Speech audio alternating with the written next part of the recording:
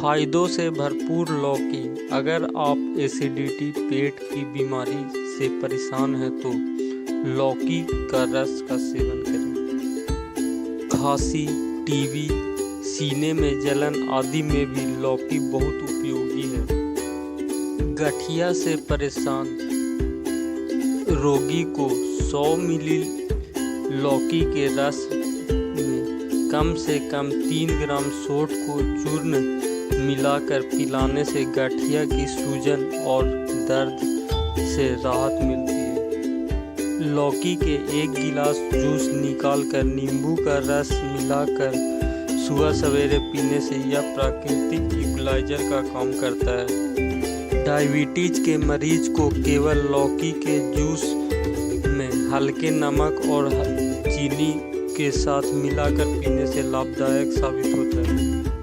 पीलिया रोगी को लौकी का रस में थोड़ी सी मिश्री मिलाकर दिन में कम से कम 3 से 4 बार पिलाने से रोग कम होता है।